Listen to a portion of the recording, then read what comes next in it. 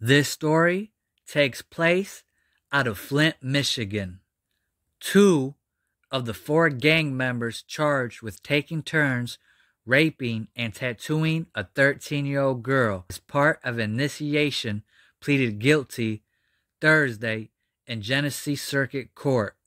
Terry Taylor, 23, and Stephen Washburn, 27, both pleaded guilty to second-degree criminal sexual conduct and committing a felony as part of a gang membership before Genesee Circuit Judge Richard B. Yulee on June 21st. The pair told Yulee they were part of the insane Spanish Cobra gang and admitted to raping a 13-year-old girl in 2014 as part of her initiation. Taylor and Washburn said little outside of answering yes to Yulee's questioning about their roles in the incident. Their attorneys declined to comment after Thursday's proceedings. The girl had run away from home and previously testified during a 5-hour preliminary exam. She met the four at a party on Flint's east side. According to testimony from the girl, the sexual assault and tattooing took place over 2 days in the summer of 2014 in a home on Franklin Street. The victim did not want to testify in court again and has since moved out of state. The victim has indicated she does not wish to go through what she did at the preliminary exam, said Genesee County Assistant Prosecutor Karen Hansen. We are not sure where she is. She told the advocate and the officer in charge that she doesn't want to be found or go through that again. The judge said he understood why the victim did not want to return to court. This is a very public case, Yulee said. So while I wish that she had come back, I understand why she didn't. I wish the best for her. Both Taylor and Washburn face up to 15 years in prison on the criminal sexual conduct charge and 20 years on the gang membership charge. They're scheduled for a sentencing at 8:30 a.m. on August 27th. Also charged in the case is Jacob Yules and Anthony Bunn. Yules, 20, is scheduled to appear in court at 11 a.m. on Friday, June 22nd.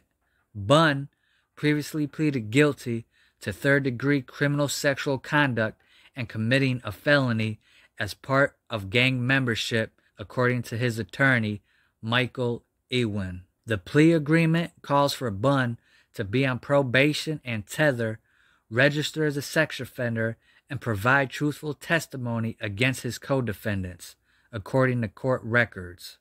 He wanted to be with the tough kids in town and ended up over his head, Ewin said of Bunn. He spent a couple years in jail now, and when you're a young man, that can really get your attention. He accepted responsibility for what he did up front. Bunn, 19, is scheduled for sentencing at 2 p.m. on Monday, June 25th. The four were originally charged with more than 40 combined felonies in the case, including first-degree criminal sexual conduct, gang membership, gang recruitment, unlawful imprisonment, assault with intent to do great bodily harm, and carrying a concealed weapon. During a preliminary exam in May 2017, the victim testified she turned down the group's offer to join the insane Spanish Cobras, which involved rolling the dice, a gang initiation method that requires the recruit to have sex with the number of gang members rolled on a die. Leaving a party, the girl and 4 defendants drove to a liquor store before going to the home on Franklin Street. In the car, the girl testified that Bunn brandished a handgun before placing it back in his pants. When the group arrived at the home, the girl testified she got a gut feeling that something bad was about to happen when the 4 men allegedly huddled a yard away from her, talking in whispers. Suddenly, she said. Yules grabbed her hand, leading her into the home's garage, where he proceeded to tie a green bandana over her eyes and sexually assault her.